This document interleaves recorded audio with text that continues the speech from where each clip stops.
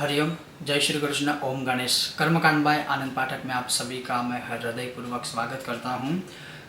और कुतप काल या कुतप वेला या कुतप समय,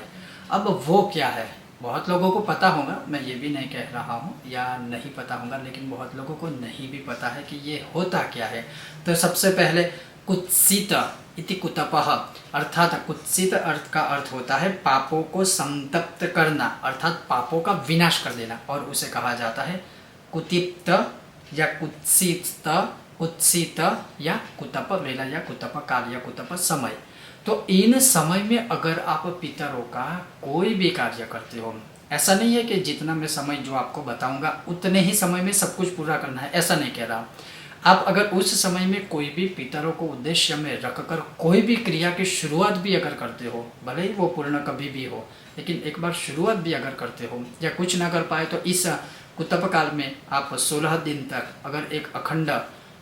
जितना भी समय है, एटलीस्ट 1 घंटे तक का या 1.5 घंटे तक का या 40 मिनट का, अगर एक अखंड दीपदान भी गाय के घी का करते हो पितरों के लिए, तो मतलब पितरों को वह स्वीकृत करना ही पड़ेगा, चाहे आपके पितर आपसे कितने ही कुपित क्यों ना हो। लेकिन इस कुतप काल में तो की गई आराधना, साधना, श्रद्धा, श्राद्ध,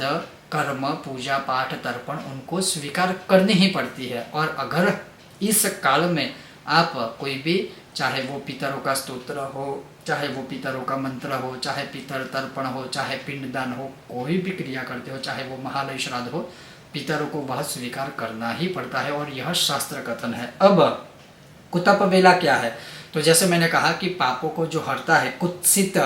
या कुत्सित इस शब्द से प्रयोजित होकर कुतप वेला या कुतप काल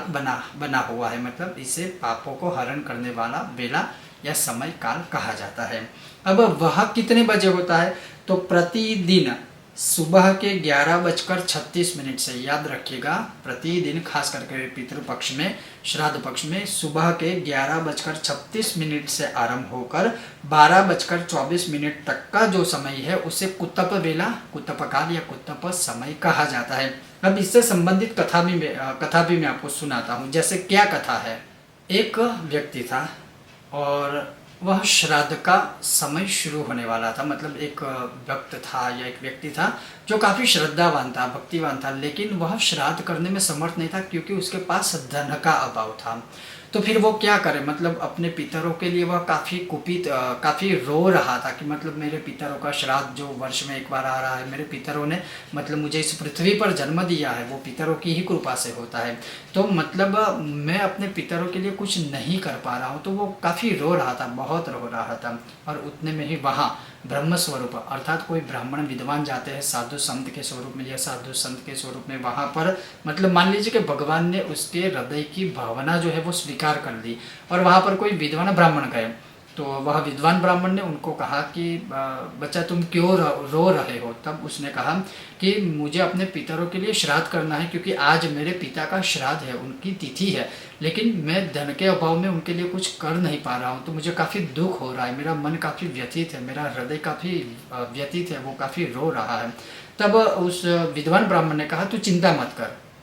अभी जो समय चल रहा है, जो जैसे मैंने कहा वह कुतप काल, तो उस समय पर वो ही समय चल रहा था जब भगवान या साधु संत के स्वरूप में ब्राह्मण वहाँ गए विद्वान। तब उन्होंने कहा तू एक काम कर, भले ही तेरे पास धन नहीं है, पद्म पुराण का कथन है कि उसी समय तुम गाय को ग्रास काट कर अभी के अभी खिला दो,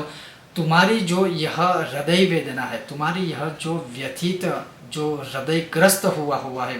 व्यथा से, तो वह जो पितरों के लिए या तूने अपने पिता के लिए स्पेशली जो श्राद्ध करना था वो तू नहीं कर पा रहा है, तो अभी के अभी घास को काट कर गौ माता को खिला दे इस कुतप वेला में। तो उस कुतप वेला में उस साधक ने, उस भक्त ने, उस व्यक्ति ने गौ माता को चारा खिला दिया, और उसी के प्रभाव से, मतलब आप सोचिए, उसी के प्रभाव से उसे देवलोक की प्राप्ति हुई। और यह पद्म पुराण के सृष्टि खंड में लिखा है कि एतत् पुण्य प्रसादेन गतौसौ सुर मंदिरम, अर्थात भगवान के धाम में वह साक्षात चला गया केवल गौ माता को घास खिलाने से। लेकिन किस समय में उसने खिलाया था? तो विद्वान ब्राह्मण के मार्गदर्शन के अनुसार उसने कुतप वेला में अपने पिता के लिए श्राद्ध करने हेतु या पिता को तृप्त करने के लिए उसने गौ माता को घास खिलाए, और वह कुतप वेला में किया था, इसलिए उसको देव सूर्य मंदिरम अर्थात उसे वैकुंठ की प्राप्ति हुई, वह देवलोक में गया। तो मेरा कहने का तात्पर्य सिर्फ यही है कि इस कुतप वेला में अगर आप इन 16 दिनों में चाहे मंत्र करो, चाहे स्तोत्र करो, चाहे पाठ करो, चाहे कुछ भी करो, प्रयत्न अवश्य करो कि उस समय में यह जो 40 मिनट है या 45 मिनट है या 45 मिनट, मैं कहता हूँ 1 घंटा है, उस 1 घंटे में अपने पितरों के लिए कुछ न कुछ कोई अवश्य विशेष कार्य करे, ताकि जैसे उसको भगवान के देवलोक की प्राप्ति हुई वैसे हमें तो होगी ही होगी, लेकिन उससे अधिक चीज़ ये है कि हमारे पितर बहुत हम पर प्रसन्न हो गए। तो अवश्य इस कुतप वेला का आप भी लाभ अवश्य लीजिएगा और अपने पितरों के लिए कुछ न कुछ अच्छा सत्कर्म कीजिएगा। ये था आज का एक विशेष वीडियो। आपको यह विषय वीडियो कैसा लगा मुझे बताइएगा, और अगर यह विषय वीडियो पसंद आए तो बिना भूले वीडियो को लाइक कीजिएगा, अधिक से अधिक शेयर कीजिएगा, और चैनल पर नए हो तो सब्सक्राइब करके घंटी का आइकॉन दबाइएगा, ताकि आने वाले हर वीडियो की सूचना आपको अवश्य प्राप्त हो सके। देखते रहिए कर्मकांड बाय आनंद पाठक। ओम गणेश, जय श्री कृष्ण।